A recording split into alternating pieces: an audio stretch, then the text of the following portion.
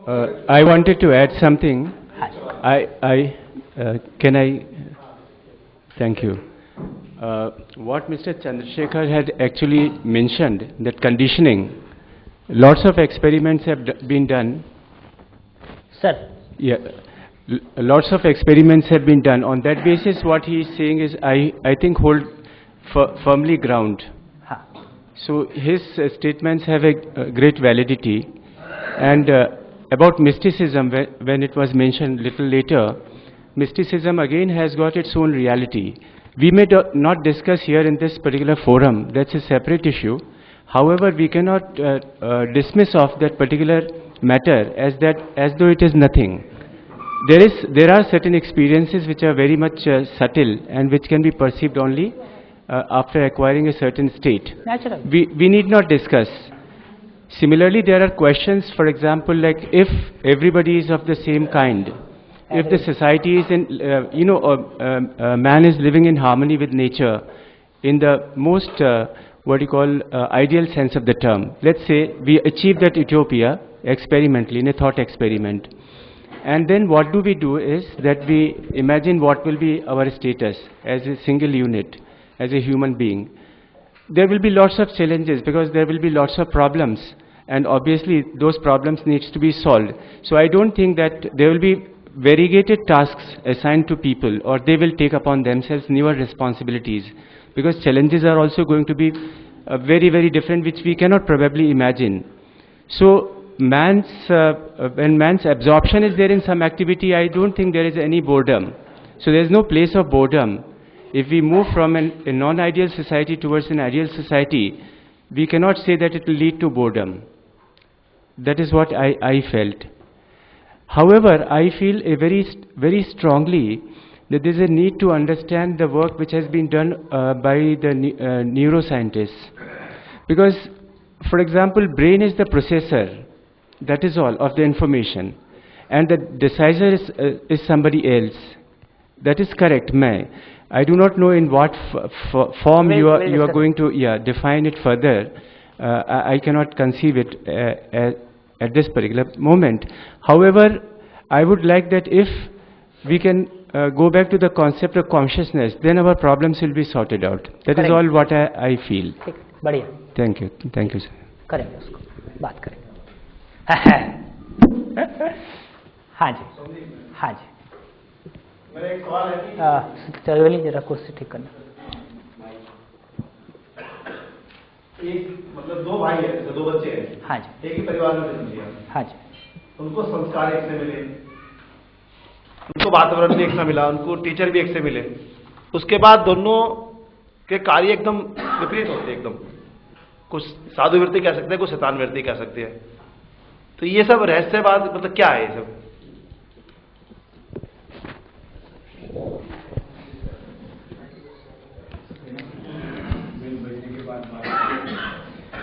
इनको रेफरेंस देके छोड़ देता हूं. किसी भी आदमी को डिफाइन करने के लिए किसी आदमी की वर्तमान स्थिति को परिभाषित करने के लिए 3 शब्द हैं. संस्कार, वातावरण, अध्ययन.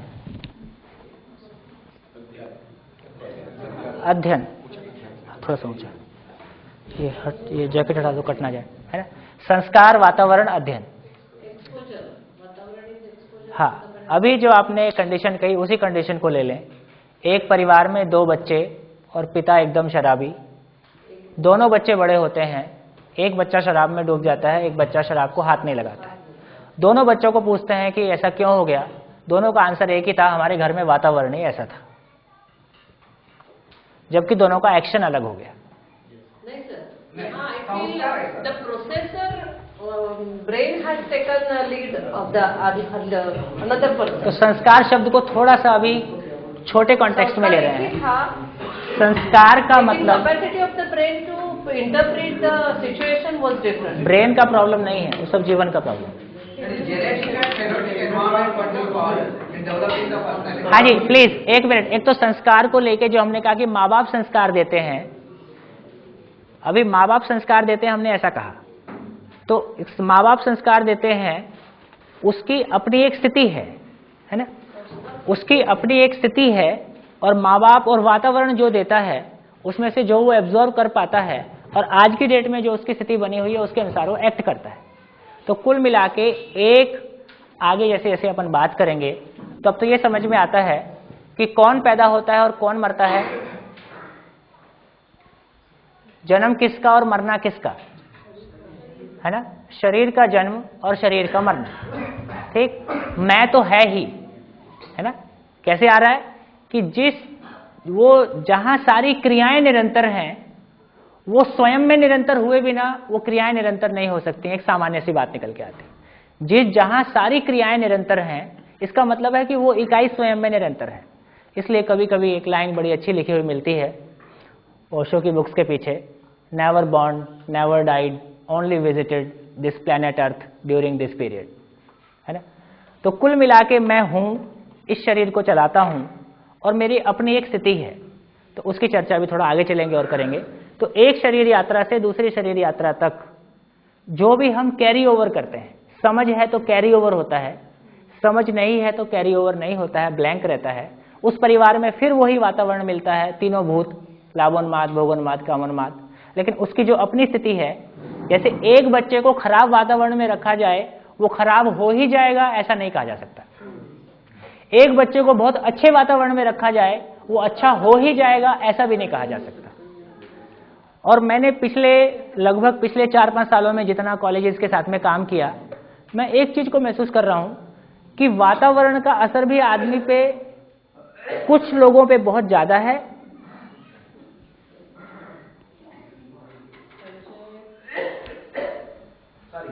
ना वेलकम। कुछ लोगों पे वातावरण का असर ज्यादा है, कुछ लोगों पे वातावरण का बहुत मिनिमम असर है। उसी कॉलेज के हॉस्टल में रहते हुए वो शराब नहीं छूते हैं, वो भी उस तरह से शामिल नहीं हुए हैं, जबकि उनके लिए पूरी अपॉर्चुनिटी अवेलेबल है। तो मूल में आदमी का जो स्वयं का संस्कार है, उसके भीतर का जो ड्राइविंग फोर्स है ना, जो मैं है, ये अपने आप में एक अलग चीज है। इसलिए अब यहां पे जो बात आई कि मैं का होना अपने आप में एक इंडिपेंडेंट फिनोमिना है, शरीर का बनना माँ बाप के संयोग से गर्भ में होने वाली एक घटना है, दोनों के साथ साथ होने का नाम मानव है, और ये जो अलग अलग बिहेवियर हमको दो बच्चों में दिखाई दे रहा है ये उनके मूल संस्कार का फर्क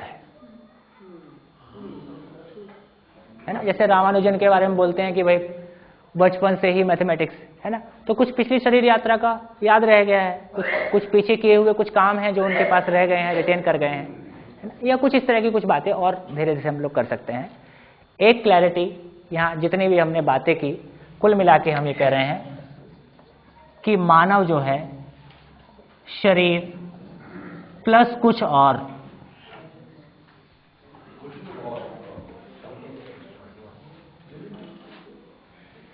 है ना, और ये कुछ और जो है बहुत महत्वपूर्ण है, कुछ और या ज्यादा ही कुछ और है। ये चाहे शरीर को पटरी पे रख दे, है ना, चाहे उसको खिलाए कि नहीं खिलाए, टोटल डिसीजन मेकिंग चाहे दूसरों से प्रभावित होकर हो रही है चाहे स्वयं के प्रभाव से हो रही है, डिसीजन मेकिंग यहाँ पे हो रही है। नमस्कार।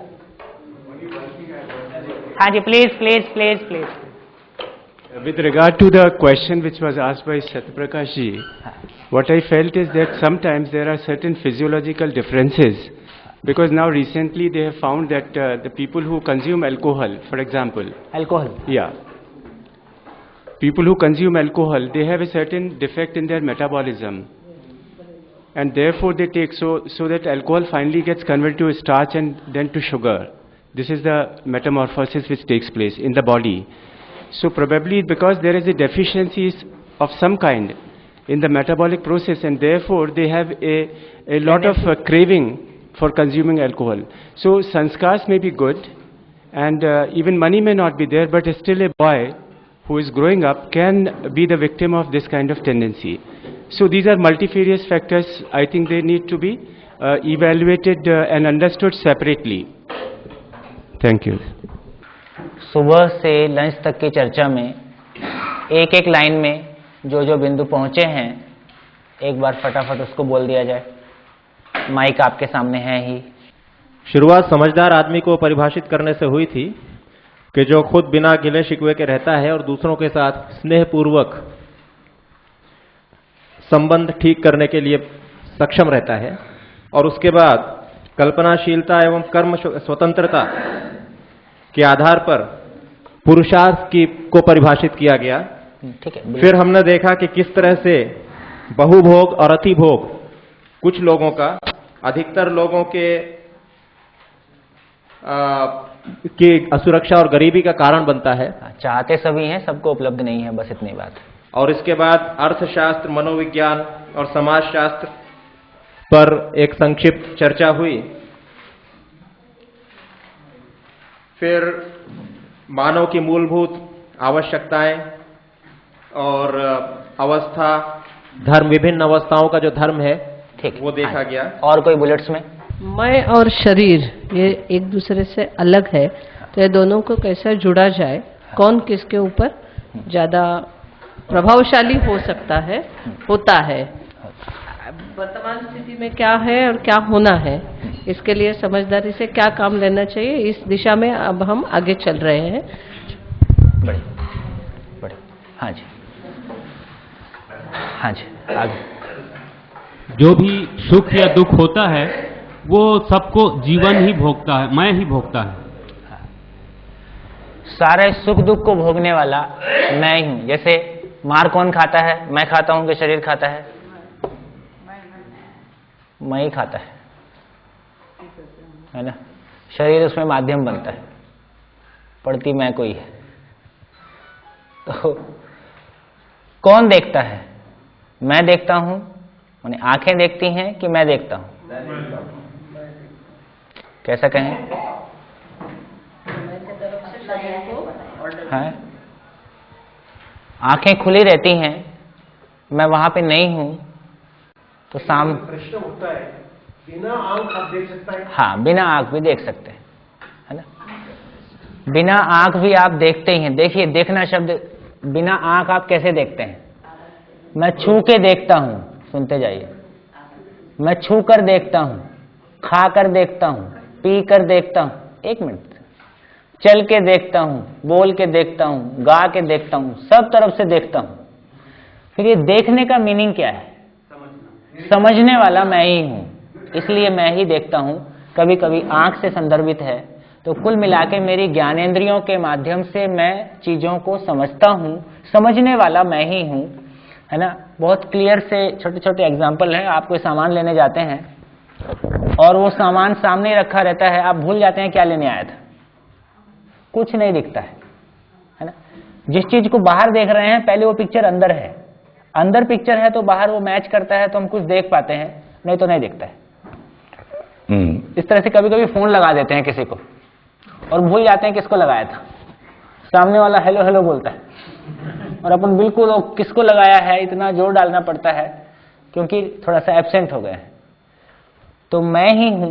कौन बोलता है? कौन बिना कान के आदमी बोलता है, बिना मुंह के बोलता है, बिना कान के सुनता है? देखा आपने? बिना मुंह के बोलता है। हम सब ऐसे ही करते हैं। आप कान का इस्तेमाल कब करते हैं? जब दूसरे को सुनना है। मुंह का इस्तेमाल कब करते हैं? जब दूसरे को सुनाना है। खुद को सुनाना है और खुद से बोलना है, कोई जरूरत नहीं है। तो एक हमको समझ में आता है कि बायोलॉजिकल माइक है, मुंह एक बायोलॉजिकल इंस्ट्रूमेंट है जो हमारी आवाज को दूसरे तक पहुंचाता है। कान एक बायोलॉजिकल रिसेप्टर है। उसके बाद एक इलेक्ट्रिकल माइक भी हम यूज कर लेते हैं और आवाज को बढ़ाना है तो खुद से हम बहुत क्लियरली बात करते हैं, बहुत क्लियरली सुनते हैं, बहुत क्लियरली सुनाते हैं, और अधिकांश समय तो यही करते हैं। तो मूल में देखने वाला मैं ही हूं, सुनने वाला मैं ही हूं, सुख दुख को भोगने वाला मैं ही हूं, इस शरीर को चलाना है कि नहीं चलाना है ये निर्णय लेने वाला मैं ही हूं, है ना। तो सारा जो इस सारी चर्चा से जो एक क्लैरिटी बनती है, किस रूप में हमारा एक फाइनल व्यू कैसा बनता है,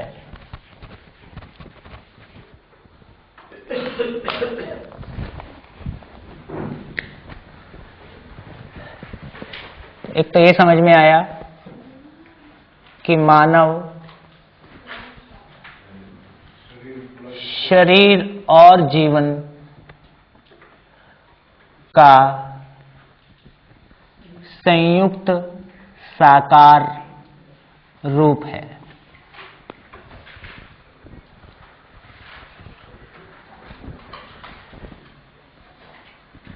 और फाइनली कुछ स्टेटमेंट्स, मैं हूं, या एक नाम देना चाहें, मैं जीवन हूं, निरंतर सुखपूर्वक जीना चाहता हूं,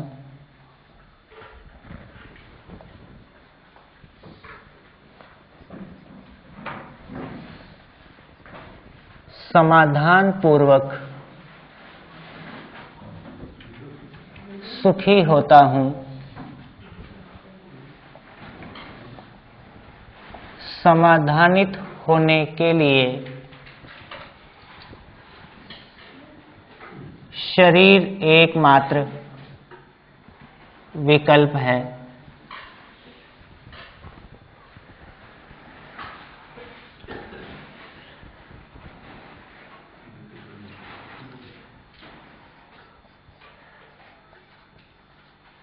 शरीर बनने की प्रक्रिया में मेल फीमेल का होना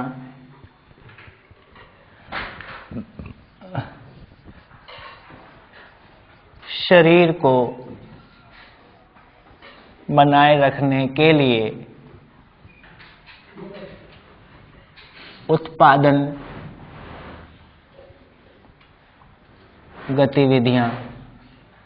गतिविधियों का होना, ये एक फैलाव समझ में आता है।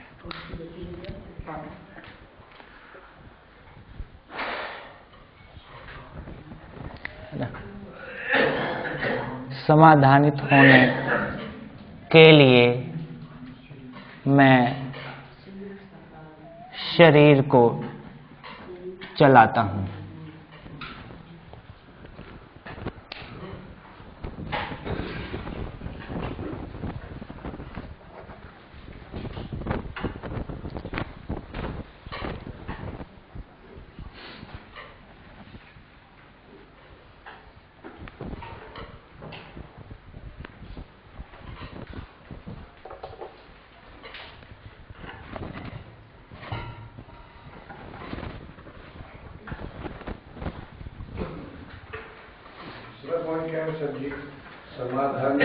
होने के लिए शरीर एकमात्र विकल्प है। शरीर is a instrument to attain the right understanding, only instrument. समाधानित होने के लिए मैं शरीर को चलाता हूं।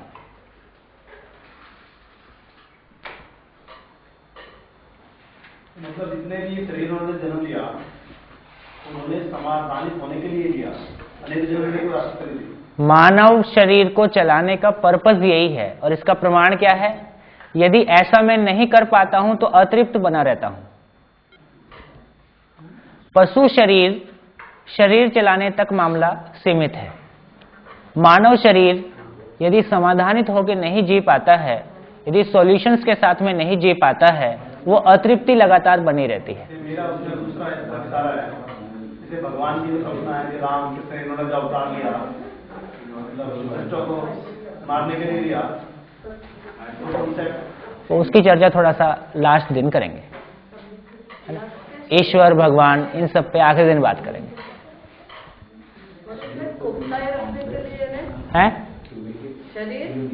शरीर को बनाए रखने के लिए उत्पादन गतिविधियां हैं।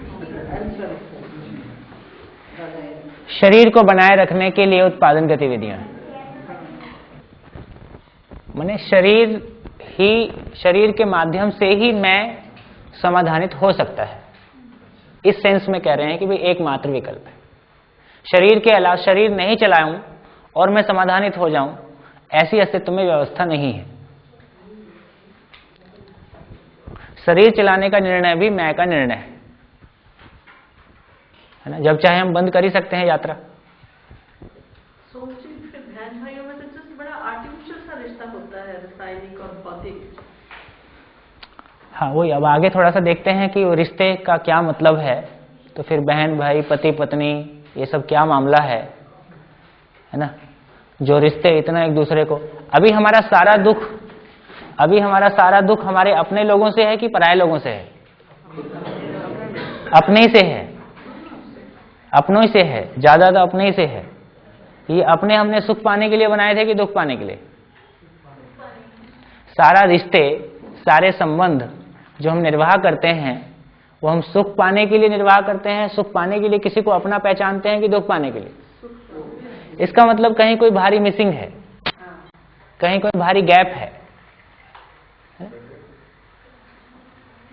Major wars are fought by others and not by the near ones. नहीं, अब हम रोजमर्रा की जिंदगी को देखें अपने को, रोज तो वॉर नहीं हो रही है, रोज तो घर ही में वॉर हो रही है। यस, हाँ, फीलिंग ऑफ रिलेशनशिप में जो एक्सपेक्टेशन है वो पूरा नहीं हो पा रहा है, उसको देखते हैं। The problem is with the relationship or expectation of the relationship. आ रहे हैं हम लोग, फैमिली पे आ रहे हैं, सब बात करेंगे वहां पे। हाँ जी, तो ये एक कॉन्टेक्स्ट क्लियर हुआ, मैं हूं और निरंतर सुखपूर्वक जीना ये मेरी चाहना है, इसमें कुछ नहीं किया जा सकता, it is like this only. और ये भी समझ में आया कि समाधान पूर्वक सुखी होता हूं, कोई दूसरा तरीका नहीं है, सुविधा से सुख नहीं, सुख से सुविधा नहीं। हाँ जी मैडम, समाधानित होने के लिए शरीर एकमात्र विकल्प है, ये समझ में आ रहा है और क्लियरली समझ में आएगा। अब ये क्लियर होता है कॉन्टेक्स्ट कि आखिर मैं इस शरीर को क्यों चलाता हूं, है ना, मेरा शरीर को चलाने का पर्पस क्या है। तो मैं शरीर को इसलिए चलाता हूं कि मैं समाधान पा सकूं और उस निरंतर सुख पूर्वक जीने की स्टेट को अचीव कर सकूं, जिसको हमने आनंद कहा, परमानंद कहा, जो भी भाषा देना है हम दे लें, लेकिन ultimately continuity of happiness, a state of completeness with in ourselves, है ना, जिसको हमने कहा स्वयं के प्रति विश्वास। अब यदि शरीर चाहिए तो शरीर के लिए मेल फीमेल होना, प्लांट्स में भी मेल फीमेल है ना, तो शरीर बनने की प्रक्रिया में मेल और फीमेल एक आवश्यकता है। समझने के लिए मेल और फीमेल दोनों शरीर पर्याप्त है ना। तो शरीर का मेल और फीमेल होना केवल शरीर बनने की प्रक्रिया के लिए एक प्रकृति सहज आवश्यकता है, एक नेचुरल नीड है। और शरीर को बनाए रखने के लिए उत्पादन गतिविधियां हैं, है ना। यहां से एक और बात झलक के आती है, अभी रूटीन में हमारी पहचान क्या है। स्त्री, अभी देखिए हमारे पहचान के आधार कैसे हैं, स्त्री या पुरुष, और हाँ जी पद, आप क्या करते हैं, ये हमारी सबसे बड़ी पहचान है ना। आप क्या करते हैं, तो बाकी तो और धर्म संप्रदाय उनको छोड़ दीजिए, लेकिन मैं जिस पॉइंट पे कहना चाह रहा हूं कि मानव होना मेरी कोई, जबकि मेरी ये जो पहचान है ये कोई स्थायी हो कि अस्थायी हो, ये स्त्री पुरुष के रूप में मेरी पहचान होना, इसमें स्थायित्व नहीं है। पद के रूप में मेरी पहचान का स्थायित्व नहीं है। मैं क्या करता हूं, जो आज करता हूं कल नहीं करता हूं, है ना, ये भी स्थायी नहीं है। तो कुल मिला के मानव के रूप में मेरा होना, हम अपने आप को मानव के रूप में पहचान सके ऐसी स्थिति नहीं है। हम अपने आप को, हम मानव को स्त्री के रूप में पहचाने, पुरुष के रूप में पहचाने, इंजीनियर के रूप में, डॉक्टर के रूप में, गोरे के रूप में, काले के रूप में, अमीर के रूप में, गरीब के रूप में, हम मानव को मानव के रूप में पहचाने, वो पैरामीटर्स है ना, वो पहचान, हम अपने की एक अपनी स्थायी पहचान चाहते हैं। मैं क्या चीज हूं, मैं इसको पहचानना चाहता हूं, मैं मानव हूं, इसको पहचानना चाहता हूं। वो पहचान पकड़ में नहीं आती है, कुछ और ही पकड़ में आता है जो स्थायी नहीं है, जिसकी कंसिस्टेंसी नहीं है, स्टेबिलिटी नहीं है। इसलिए हमेशा एक इनसिक्योरिटी बना हुआ है, क्या चीज स्थायी है और क्या चीज। एक और चीज है जो हम सब लोगों में एक दूसरे में एक समानता को ढूंढते हैं।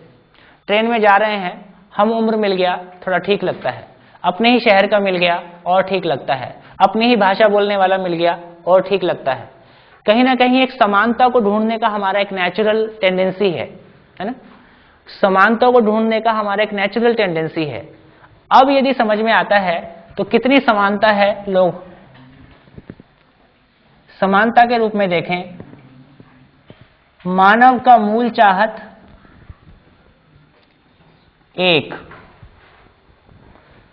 पूरी धरती पे मानव का मूल चाहत 1, मानव लक्ष्य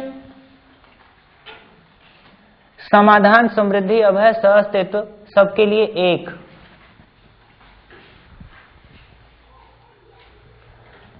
इस रूप में सभी के पास समान पोटेंशियल है, सोचने समझने का अनलिमिटेड पोटेंशियल है। इस रूप में एक बात आती है कि जीवन रूप में सभी समान,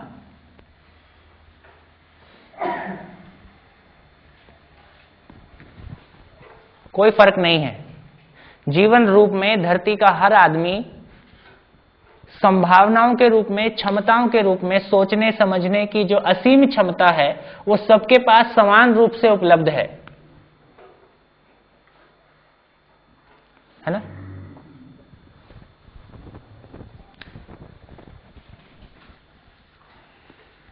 मानव धर्म 1,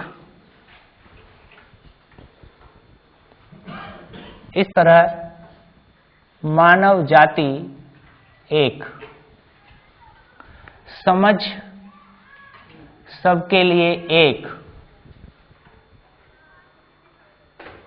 और सभी समझने के बाद, समझने के प्रोसेस में परस्पर पूरक, बिना समझे सभी आपस में लड़ते हैं, नहीं समझते हैं तो एक दूसरे को अपना वजूद बताते हैं, एक दूसरे को छोटा बताते हैं, है ना? और परस्पर संघर्ष की स्थिति। हम एक हैं ही, जिस स्तर पे हम एक हैं वहां नहीं पहचान पाते हैं तो शरीर के आधार पे एक होने की कोशिश करते हैं। एक भाषा को बोलने वाले एक समान, संसार में सबकी भाषा एक होना मुश्किल है। वेशभूषा के आधार पे एक होने की कोशिश बहुत मुश्किल है। खान पान के आधार पे एक होने की कोशिश बहुत मुश्किल है।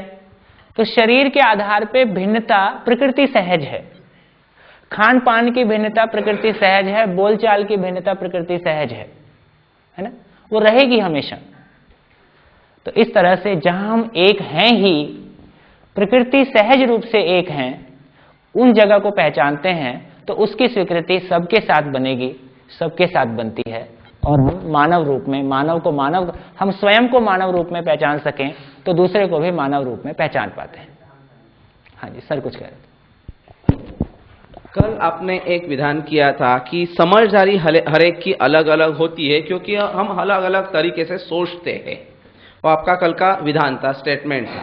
अभी आप लिख रहे हैं कि सबकी मूल चाहत एक है, मानव लक्ष्य एक है, मानव धर्म एक है और सबकी समझ एक है। तो इसका मतलब same analogy if will continue, इसका मतलब है सब समझदार है। हाँ नहीं, वो थोड़ा सा कहने सुनने का बात। तो अभी इसमें क्या आ गया कि जीवन रूप में समझ नहीं, समझ मूल रूप में सबके लिए 4 अवस्थाओं का होना और उसका परस्पर पूरक होना, ये सबके लिए समान। समझ का कंटेंट सबके लिए एक है, एक बात, फिर भी हम सब अलग अलग हैं। तो ये क्या चीज है जो अलग अलग है?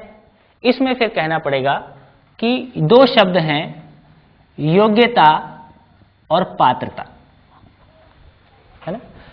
मूल क्षमता के रूप में सभी समान हैं, मूल क्षमता। योग्यता और पात्रता के रूप में हम सभी अलग अलग हैं। पात्रता का क्या मतलब है? ग्रहण क्षमता, डाइजेशन, किसका डाइजेशन कैसा है ना? कितना हम पचा सकते हैं, कितना हम ग्रहण कर सकते हैं समझ को, वो हमारी एक स्थिति है।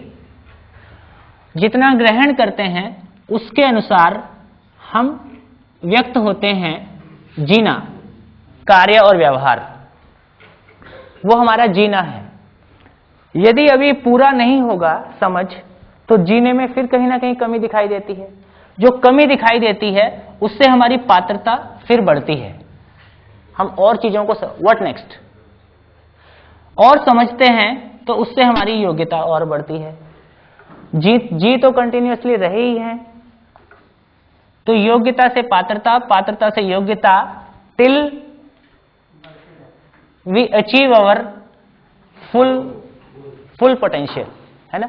मेरी संपूर्ण अक्षय क्षमता को मैं इन्वेस्ट कर देता हूं समझने के लिए, तो संपूर्ण को समझकर मैं तृप्त होता हूं, है ना। अभी भी देख लीजिए, कोई भी चाहे लेमैन है, चाहे बहुत क्वालिफाइड आदमी है, कैसा भी है, सबकी कल्पना तो पूरे में दौड़ती है। ये चांद क्या है, ये सितारे क्या है, ये संसार कौन बना दिया, मैं क्यों पैदा हो गया, है ना, या ये सब कुछ ठीक नहीं चल रहा है, या ठीक चल रहा है, या चलना चाहिए। कल्पनाओं के रूप में तो हम सब फैल ही रहे हैं। ये कल्पनाओं के रूप में फैलना, ये हमारा चाहना है। चाहना हमारा होना में बदल जाए, चाहना और होना, तो चाहना प्लस योग्यता इज इक्वल टू होना। योग्यता हमारे पास, योग्यता की कमी है। शिक्षा और परिवार परंपरा हमको जीने की योग्यता दे सके, ये शिक्षा और परिवार परंपरा की भूमिका है। फिर उसमें स्किल्स भी आती हैं, उसमें समझ भी है।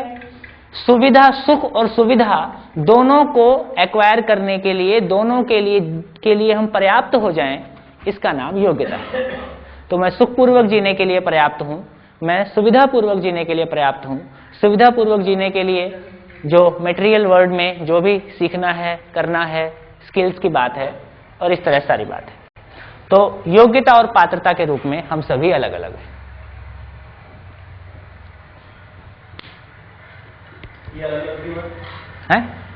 अलग अलग इसलिए हैं, ये बड़ा अच्छा क्वेश्चन है, कि सभी में कल्पनाशीलता और कर्म स्वतंत्रता का होना।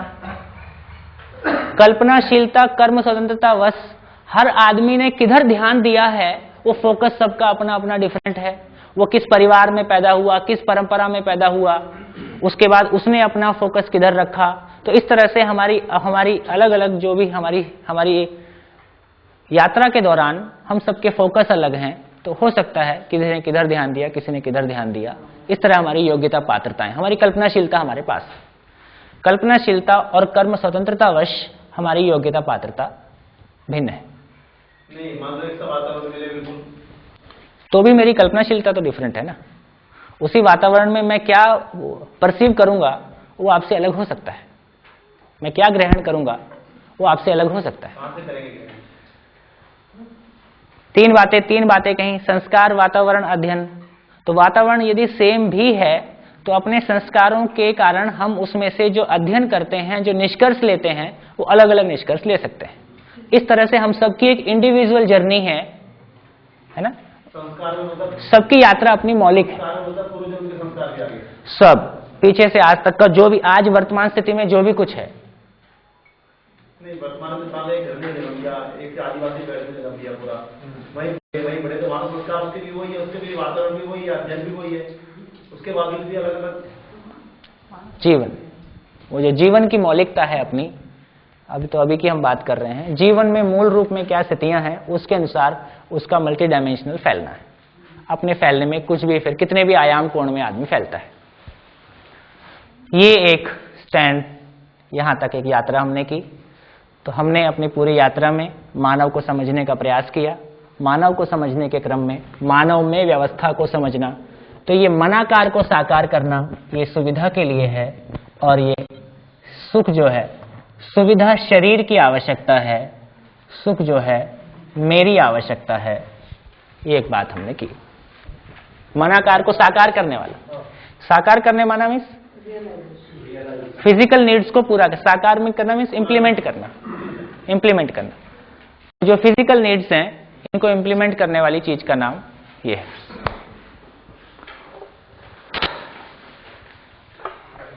अब हम लोग ये जीवन क्या है और कैसे फंक्शन करता है, कैसे काम करता है, इस तरफ आगे चलते हैं।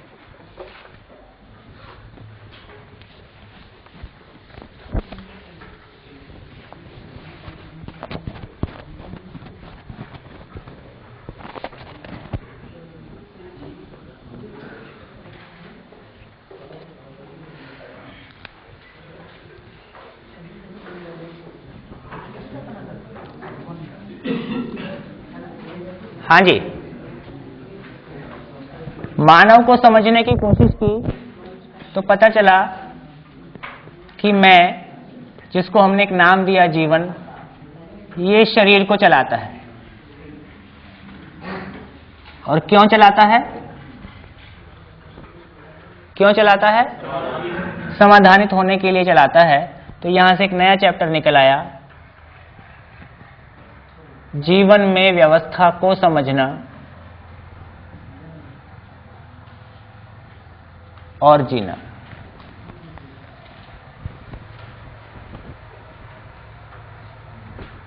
ठीक, तो दो मॉडल में इसको लेके चलेंगे। एक बार पहले ब्रीफ में उसका व्यू ले लेंगे और फिर एक बार डिटेल्ड स्टडी में भी जाएंगे।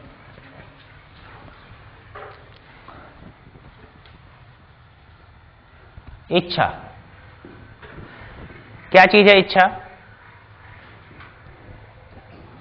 इच्छा हमारे सुखी होने के आधार,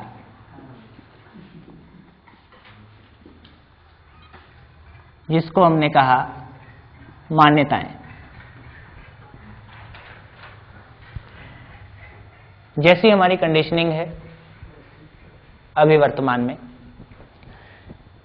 इच्छा को पूरा करने के लिए विचार,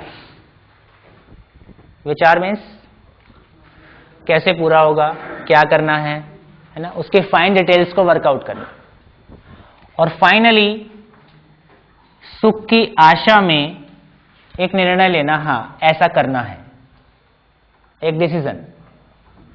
और जो भी डिसीजन लिया उसके बाद क्या होना है? इम्प्लीमेंटेशन। क्या होना है इम्प्लीमेंटेशन में? या तो कार्य, संसार का हर आदमी दो ही काम करता है, कार्य और व्यवहार, तीसरा कुछ कर ही नहीं सकता है, कार्य और व्यवहार। ठीक, अब एक एग्जांपल ले लें। एक इच्छा, क्या इच्छा? क्या इच्छा ले लें?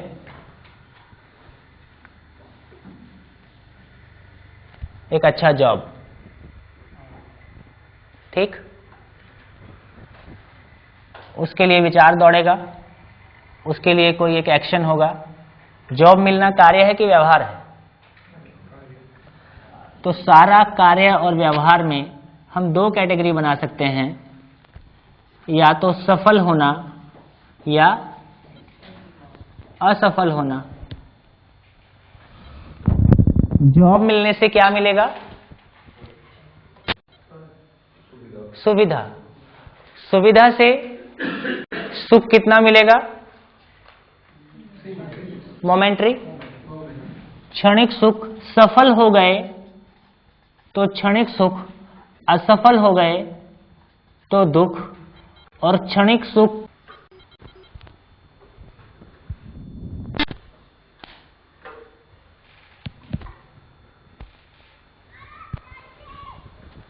है ना?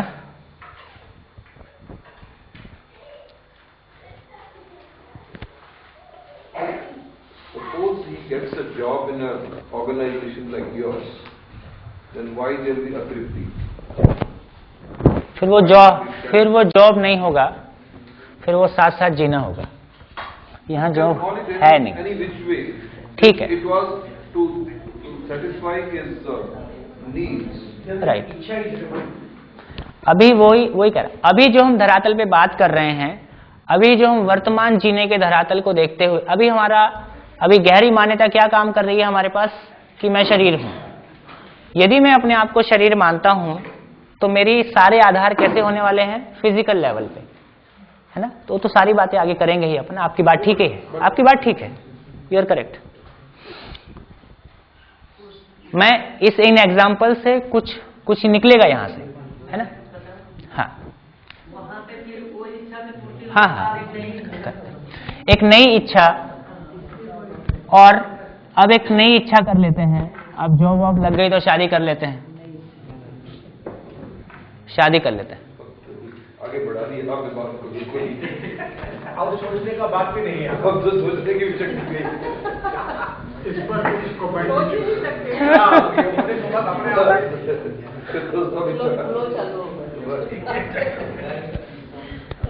शादी को लेके जो हमारा वर्तमान व्यू है, हम बात कितनी भी करें आत्मा आत्मा का मिलन, कुल मिला के वो काफ़ी फिजिकल है। और लास्ट में व्यवहार बहुत कम है, वो कार्य ही बचता है, और उससे जो मिलने वाला मामला है वो क्षणिक ही है और अतृप्ति और एक नई इच्छा।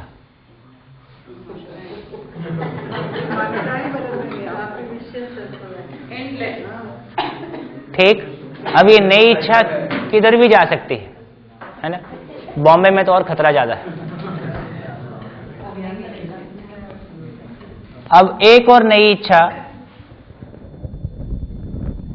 क्या किया जाए? हैं? बच्चे, है ना। कुल मिला के क्या लगता है कितने प्रतिशत वर्ग होगा इस पॉपुलेशन का जो स्वयं को शरीर मान के जीता है, जो सुविधा के लिए ही जीता है? मेजॉरिटी, है ना। और सुख की कोई चर्चा नहीं है, सुख के लिए कोई कार्यक्रम नहीं है, इसलिए कोई सुख भी हमारे पास नहीं है। कुछ लोग हैं जिनके पास सुविधा है, कुछ लोग जिनके पास सुविधा नहीं है। जिनके पास सुविधा है वो अपने आप को विकसित मानते हैं, और सुविधा जिनके पास नहीं है उनको अधिकतम अच्छे होने का मतलब है उनके लिए भी सुविधा उपलब्ध कराने का कार्यक्रम सोचें। पेरेंट्स एंड सोसाइटी दो दे एक्सपीरियंस द सेम साइकिल। हाँ, सेइंग इसमें सुख नहीं है। हाँ, लेकिन बच्चों को वही लाइन में लाता है। हाँ, वही मैं कहने जा रहा था। मैं इसी पॉइंट पे आ रहा हूं कि माँ बाप का सारा आशीर्वाद अपने बच्चों के लिए कि तुम सुखी रहना, हमारी है ना। तो सूत्र ये है कि जो जिसके पास है वही बांटता है ना। हम कितना भी कामना करें अपने बच्चों के सुखी होने के लिए, अंततः हमारे पास अधिकतम सुख का मतलब यही है कि जितनी सुविधा मेरे पास है इसके पास उससे अधिक सुविधा उपलब्ध हो जाए।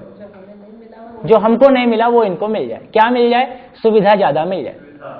ठीक, तो ये जो पूरा एक पैराडाइम है, इस पूरे पैराडाइम में अंततः यदि हम सफल भी हो गए तो भी अतृप्ति, और इस अतृप्ति के फल में एक नई इच्छा, एक इच्छा को पूरा करने के लिए 5 या 10 साल, और यूं ही जिंदगी तमाम होती है।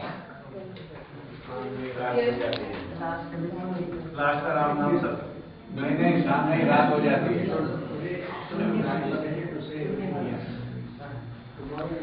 विशेष सर्किल, है ना। ये जब इच्छा कोई पॉइंट पे चले। हाँ जी, प्लीज। आपने बताया कि एक हाँ इच्छा जी। के बाद दूसरी नई इच्छा, इसके बाद वो जो एंडलेस प्रक्रिया है वो थोड़ा सामान और सम्मान से जुड़ी हुई लगती है, ऐसा मुझे लगा है। डेट है ही यहाँ पर मैं मेरी बात करती रही। यहाँ एक मिनट, थोड़ा सा 1 मिनट इंटरप्ट कर दूं। देखिए, मैं यहाँ पे फिर वो पॉइंट लेके थोड़ा सा आपस में बातचीत में, यहाँ फिर से अपन उस बात को जो भी कहना है अपन सामने इसमें शेयर करें। यहाँ वो अतृप्ति, जैसे अपन पहले भी चर्चा किए कि ये सबको पता है कि मटेरियलिस्टिक चीजों में अतृप्ति है, क्षणिक सुख है, लेकिन एक गजब का भ्रम काम करता है कि इसमें अतिभोग और बहुभोग, इसको मिलाने से ये परमानेंट हो जाएगी या ये कंटिन्यूअस हो जाएगी। ये गजब का काम करता है। क्वांटिटी बदलने से, क्वांटिटी बढ़ाने से और वैरायटी होने से इसमें इसकी निरंतरता सुनिश्चित हो सकती है। ये काफी गहरा मामला काम करता है और ये आदमी को काफी लंबे समय तक टिकाए रखता है, पागल कर देता है। ये तो लगभग कॉन्सेप्ट ये जो आपने बताया कि सारी दुनिया ये मान चुकी है कि जितनी ज्यादा सुविधा उतना ज्यादा सुख। इस भ्रम में जी रहे हैं तो सुख तक कभी पहुंचेगा ही नहीं वो आदमी। इसलिए प्रकृति का शोषण, इसलिए आदमी का शोषण, इसलिए पूरे धरती के 85% साधन को 15% लोग इस्तेमाल करते हैं। और ये 85% की पॉपुलेशन कैसे नियंत्रित रहे या ये ना रहे ताकि ये साधन सुविधा हमको उपलब्ध होता रहे, है ना, इस तरह की सोच। और उसके लिए बहुत सारा षड्यंत्र, फिर चाहे इराक पे वॉर हो या कुछ और। हम पॉपुलेशन को हमने जितना हाईलाइट किया है, आपकी जानकारी के लिए इंडिया का पॉपुलेशन डेंसिटी कितना है? 1 population density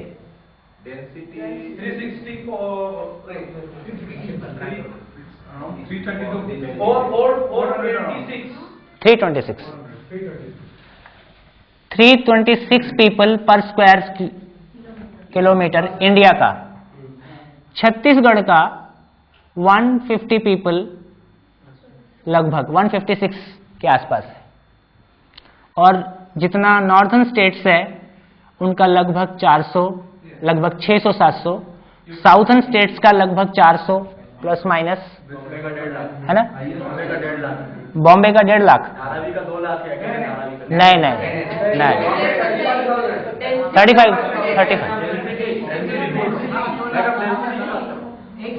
population density 1 square kilometre की बात। हाँ जी, चलिए मान ले, मुझको नहीं पता, आप ज्यादा। हाँ जी, माइक आप लोग के पास, माइक आपके पास। जो आंकड़ा है ये 10 साल पहले का है, जो 91 की जनगणना थी उसका है। चलिए जाने दीजिए, कोई बात नहीं। ये आप नॉर्थर्न दिल्ली का लगभग, ईस्टर्न दिल्ली का 28,000 लोग पर स्क्वायर किलोमीटर, बॉम्बे का लगभग आप 35 बोल रहे हैं, है ना। ये कुछ सामान्य डाटा। अंडमान निकोबार 41 पीपल पर स्क्वायर किलोमीटर, और छत्तीसगढ़ में दंतेवाड़ा है, उसका भी लगभग 45 के आसपास है। तो एक तो ये बताता है कि छत्तीसगढ़ एक अंडर पॉपुलेटेड स्टेट है, और यहाँ वो सारी समस्याएं हैं जिनको हम पॉपुलेशन के कारण बताते हैं, है ना।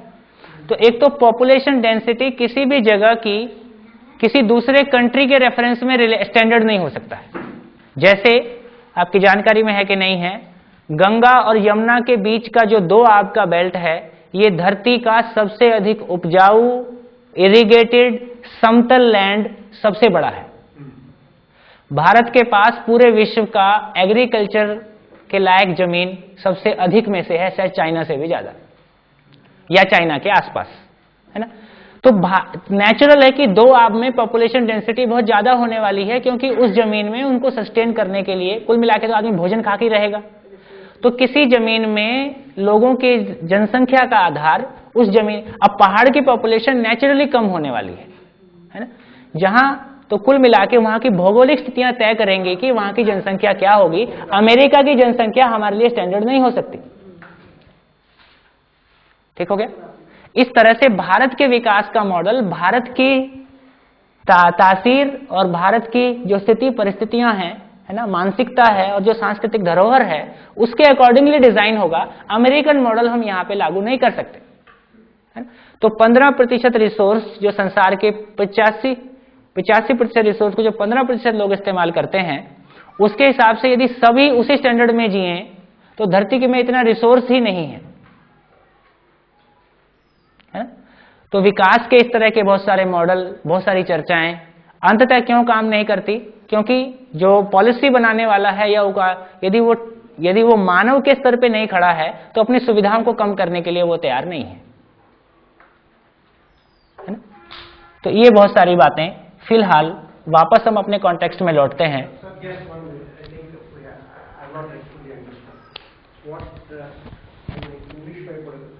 साधन cannot give you full continuing satisfaction. Yes, sadhan can give you suvidha. Suvidha will not give you continuing full satisfaction. Right. That there is no dispute about that. But does it imply that you will get satisfaction without sadhan? Not at all. I think most of the questions are not because of that. ऐसा कुछ confusion हो रहा है क्या? नहीं, मेरे को नहीं लगता ऐसा confusion. Nobody is saying that without sadhan you will get satisfaction. नहीं। Sadhan alone will not give you satisfaction. There is something more than sadhan. बिल्कुल, बहुत देखिए, मैं बहुत क्लियरली कह दूं कि यहाँ आवश्यकताओं को न्यूनतम करने की बात नहीं हो रही है। हमने बहुत क्लियरली कहा था कि चादर कम, जितनी चादर है उतना पैर बिल्कुल नहीं फैलाना है, जितना पैर है उससे 1.5 फीट ऊपर चादर रहना चाहिए, ऊपर भी ढक सके नीचे भी ढक सके, है ना। तो हमको समृद्धि के साथ जीना है। मानव में उत्पादन करने की क्षमता है, प्रकृति में पर्याप्त साधन है, क्यों गरीबी से जिया जाए, है ना। हाँ, बिना प्रकृति को नुकसान पहुंचाए, बिना आदमी का शोषण किए जिया जा सकता है। इस विश्वास को देने का नाम शिक्षा है। बिना मानव का शोषण किए, बिना प्रकृति को नुकसान पहुंचाए जिया जा सकता है, इस विश्वास को देने का नाम शिक्षा है।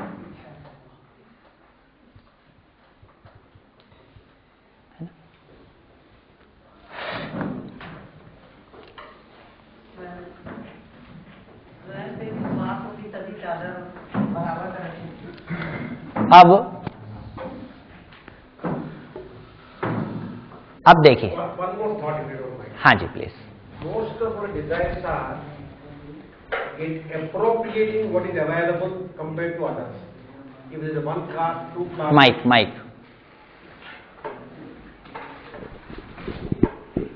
If you analyze most of the desires, desires the common desires, most of them are appropriating what is available more than proportionate. It is not for production. As long as the desire is for increasing the production and sharing it, you will not be creating that type of animosity with others. Production ज़्यादा हो जाएगा तो उसमें share जाए तो तकलीफ नहीं है. Have I communicated? मेरे को Be careful. कोई नहीं, ठीक है। There are two ways in which I can get sadhak. हाँ जी, One is I take away from you right, what is already available. Second is I produce and want to enjoy it. Yes, Are you objecting even for the latter?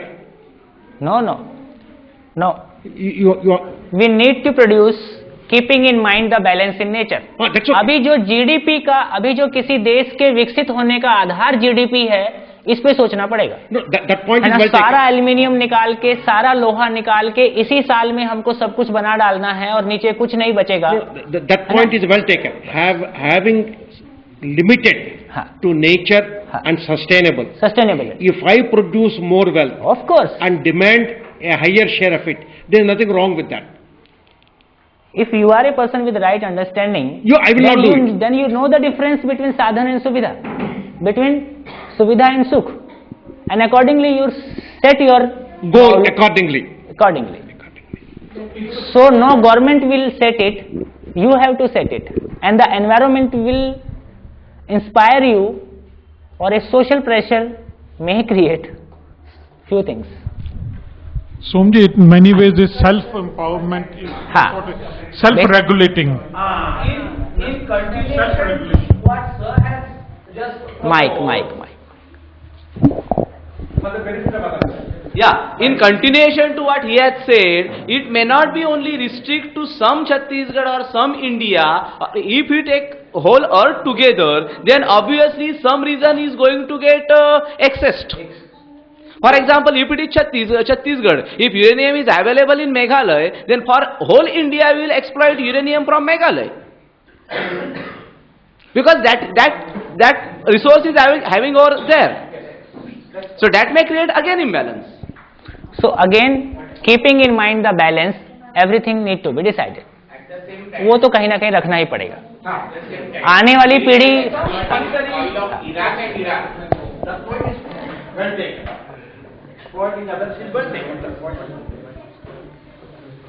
Right. अभी थोड़ा सा और आगे चलें। हाँ, आगे बढ़े। कोई इच्छा हमारे भीतर गड़बड़, संजय जी,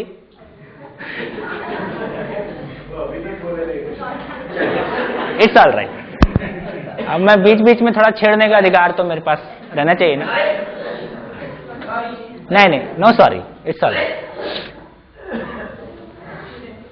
हमारे भीतर कोई इच्छा गलत आती है तो हमको कैसे पता चलता है? हाँ जी, फिर से एक बार देखिए, अब जांचने का काम धीरे धीरे अपने गहरे भीतर जाने की जरूरत है। कोई इच्छा हमारे भीतर गलत होती है तो हम उसको कैसे पहचान पाते हैं बिना एग्जीक्यूट किए? उससे मिलने वाली सुविधाएं योग्य है या नहीं, मतलब हमको अल्टीमेटली जो उसे इच्छा जो हुई, उसे जो फ्यूचर में होने वाला सुख पर्याप्त होगा कि नहीं, वो तो वहाँ सुविधा मिलेगी तब पता चलेगा।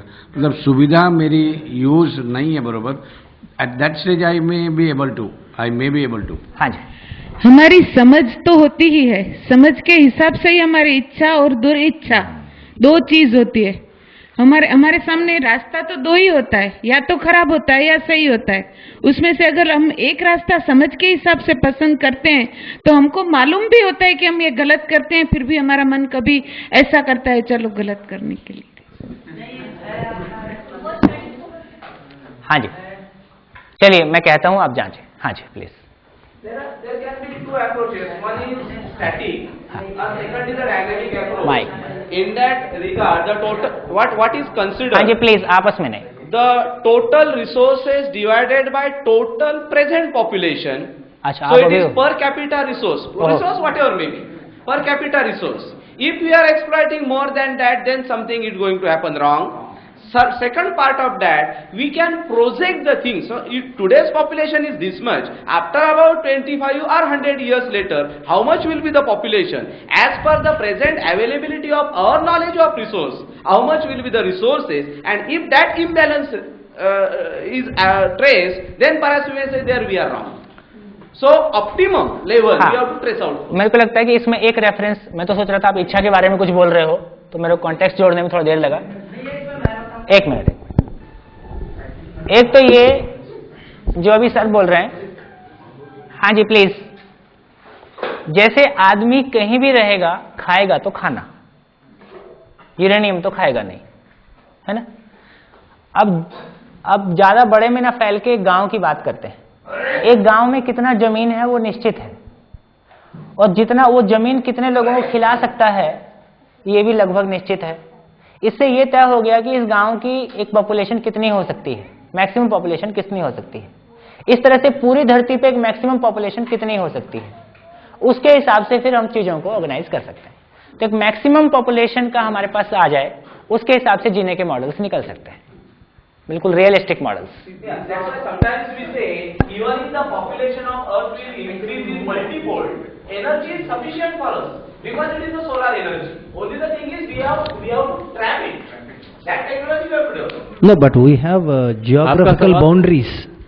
We have the geographical boundaries and political boundaries where even if you are interested, thinking at the globalization and say this is what, but the other country must be thinking like what we are thinking and should be able to enable you. That is why this. We have to face towards global citizenship.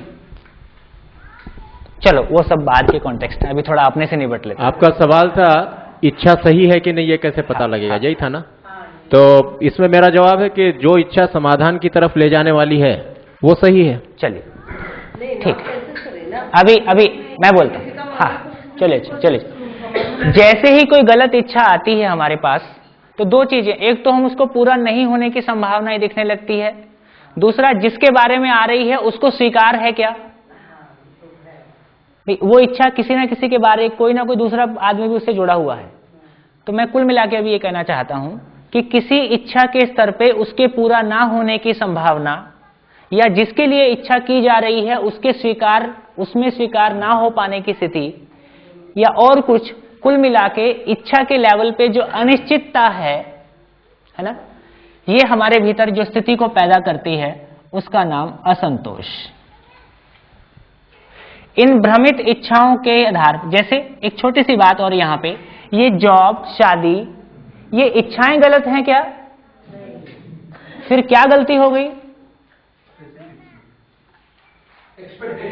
हाँ, इन इच्छाओं से जो हमारी अपेक्षाएं हैं, इन इच्छाओं के प्रति हमारा समझ में प्रॉब्लम है. इच्छाएं गलत नहीं है, इच्छाओं के प्रति हमारी समझ जो है, जो इससे अपेक्षा है, सुविधा से सुख की अपेक्षा कर रहे हैं, है ना, ये नहीं होने वाला है. तो एक तो ये समझ में आता है कि ये हमारी इच्छा इसलिए गलत हो गई. तो एक गलत इच्छा के आधार पर हमारे विचार कैसे होंगे? आशा, कार्य और व्यवहार. इच्छा गलत नहीं है, it is the expectation. So why are we saying गलत इच्छा? तो अल्टीमेटली वो पूरी इच्छा ही गलत हो गई. माने हम ये कह रहे हैं कि यदि जॉब कोई गलत इच्छा नहीं है, लेकिन हमारा क्या उसके पीछे जॉब से एक्सपेक्टेशन क्या हो गया? Expecting income. Why do you want expectation? The thinking process is wrong. But not the इच्छा itself. ठीक है. इच्छा per se cannot be wrong. हाँ, तो कुल मिला के वो इच्छा मेरे को सुख तक नहीं पहुंचाती है, इसलिए प्रॉब्लम हो गया. No, can dharma be give a praman here? है? Can dharma? धर्म. हाँ. The dharma can be a praman, हो सकता है ना? To decide your expectation, to give a guideline. वो तो अभी आगे की बात, अभी तो समस्या को ही देख रहे हैं, अभी सॉल्यूशन की बात नहीं देख रहे हैं, है ना. अभी प्रॉब्लम कैसे कैसे आ रहा है. एक गलत विचार के आधार पर जो विचारों में कन्फ्लिक्ट है, जो हौच पौच है, इन विचारों में द्वंद्व की स्थिति में ये एक अशांति की स्थिति है ना। विचारों में इच्छा के स्तर पे जो गड़बड़ी है उसके आधार पे असंतोष, विचारों में जो गड़बड़ी है उसके आधार पे अशांति, और इसके आधार पे जो निर्णय लेते हैं वो बहुत हौच पौच, किंतु परंतु, करूं कि नहीं करूं, ठीक होगा कि नहीं होगा, है ना, सारी एक अनिश्चितता। इसके आधार पे दुख, और अंततः उसको एग्जीक्यूट किए तो अतृप्ति। एग्जीक्यूशन में अतृप्ति, निर्णय लेने के क्षणों में दुख, विचारों की जगह में अशांति, और इच्छा के लेवल पे असंतोष, पूरा होगा कि नहीं होगा, है ना। ये सारा ये जीते जी नरक है।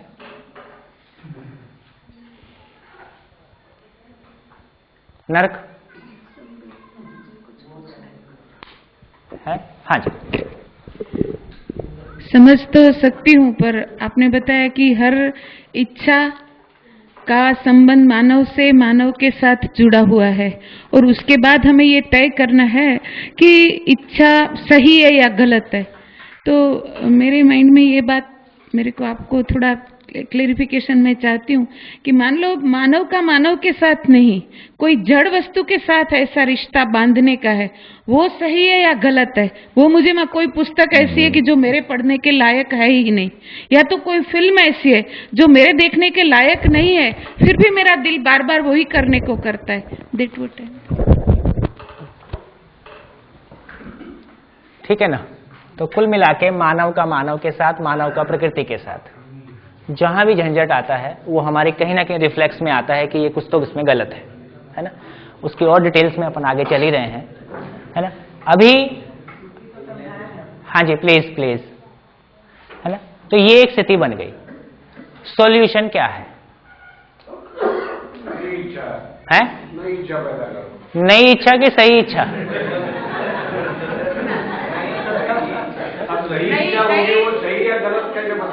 वही नहीं नहीं, जब तक वो सही में ना पहुंचे, हाँ, तो नई इच्छा में ना पहुंचे तब तक वही प्रयोग करते। वही तो सही। अब मतलब मेरी तो शाम हो जाएगी, रात हो जाएगी।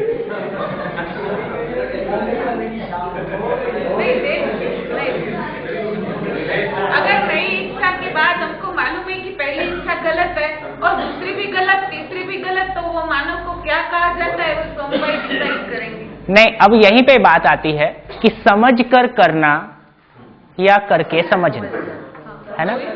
अभी हमारा सारा जिंदगी हिट एंड ट्रायल में जाता है, हम किसी ना किसी को फॉलो कर रहे हैं, कुल मिला के सुविधा से सुख पाने की कोशिश कर रहे हैं। अब हमको समझ में आता है कि मैं एक जीवन हूं, शरीर को चलाता हूं, है ना, मैं समाधान से सुखी होता हूं, है ना, शरीर के लिए सुविधा चाहिए, दोनों के बीच तालमेल कैसा बनेगा, कि मेरी क्लैरिटी बनता है, तो इसके अनुसार मेरा, तो नई इच्छा हो कि सही इच्छा हो? सही इच्छा हो, विवेक पूर्वक इच्छा हो। विवेक, तो सही इच्छा यहां सही होते ही विचार सही, आशा सही, कार्य सही, व्यवहार सही। सही इच्छा की पहचान की सही इच्छा को करते ही वो जिसके लिए कर रहा हूं उसको भी स्वीकार होती है, मुझको भी पूरी तरह से स्वीकार होती है, उसको पूरा होने की संभावना भी मुझको दिखने लगता है। ऐसी स्थिति का नाम संतोष।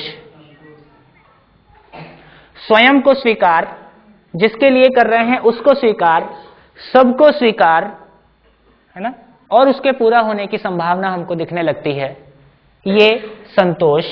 ऐसी सही इच्छा के आधार पर जो विचार होंगे वो परस्पर पूरक होंगे या उसमें द्वंद्व होगा? पूरक विचारों के आधार पर जो स्वयं में स्थिति बनी, शांति, और ऐसे सही विचारों के आधार पर जो निर्णय होंगे वो सुस्पष्ट होंगे, और ऐसे के आधार पर, कार्य के आधार पर परिवार में समृद्धि, और व्यवहार के आधार पर संबंधों में उभय तृप्ति और एक तृप्ति की रमणता। यही स्वर्ग है। आप सभी जीते जी स्वर्गवासी हो जाएं, इसके लिए शुभकामनाएं। मरने के बाद पता मिलेगा किसको पता? जीते जी मिले तब कुछ बात है। हो गया? बढ़िया, स्वर्ग में पहुंच गए सब, है ना? तो क्या सूत्र निकला? ना समझी से नर्क, समझदारी से स्वर्ग, इसी धरती पे जीते जी। ना समझी से नर्क, समझदारी से स्वर्ग, पीछे पीछे ये ठीक नहीं। वो लोग स्वर्ग जाने के लिए देखते हैं। हाँ, ऐसा है ना? ना समझी से नर्क, समझदारी से स्वर्ग, जीते जी इसी धरती पे।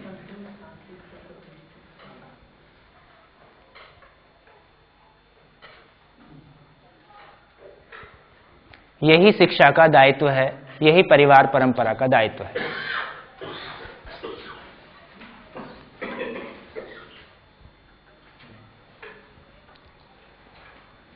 बढ़िया, स्वर्ग हो गया तो हमारा जीवन सफल हो जाता है। फिर आप यही जीवन, यही ट्रू सफलता है। इससे कम में सारी सफलता अस्थाई है, टेम्परेरी है। हमको स्थायी सफलता चाहिए, हमको परमानेंट आइडेंटिटी चाहिए, है ना? मैं ऐसा जी पाता हूं, ये मेरी स्वयं में पहचान है, मैं अपनी उपयोगिता के साथ जी पाता हूं। मेरी जो सफलता मुझे मिली, वो सफलता के आधार पे ही मेरा स्वर्ग और नर्क है। मैं जैसे मेरी चाहिए हुई सफलता और अच्छे मार्ग से, समझ से अगर मैंने पाई है, तो वही हमारा स्वर्ग है। तो स्वर्ग को ढूंढने के लिए फिर जाना नहीं पड़ता है। अगर इच्छा सही है तो नीचे जो है उसको क्षणिक कहेंगे या फिर निरंतर कहेंगे? फिर वो कहेंगे, वो जो नीचे लिखा।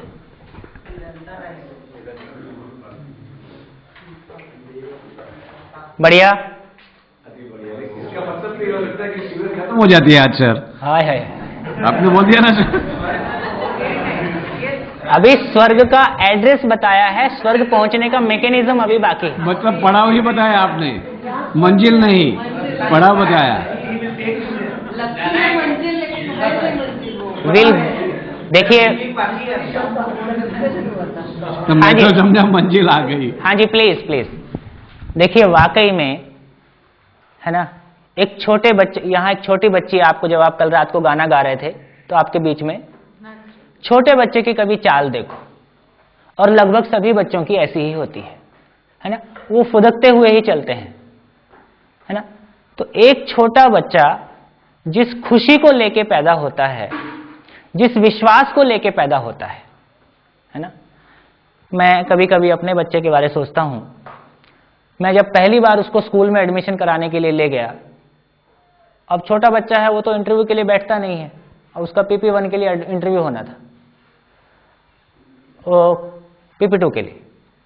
तो प्रिंसिपल साहब बैठे थे, मैं जाके बैठ गया, वो तो खड़ा खड़ा इधर उधर पोस्टर देख रहा है। तो इससे पहले प्रिंसिपल सर कुछ बोले, वो पूछता, अंकल आपका नाम क्या है? इससे पहले वो नाम बताए, आप क्या करते हो? अब 3-4 क्वेश्चन वो जमाजम लगा दिया। मैंने पूछा, सर आप भी कुछ पूछ लो। बोले नहीं नहीं ठीक है।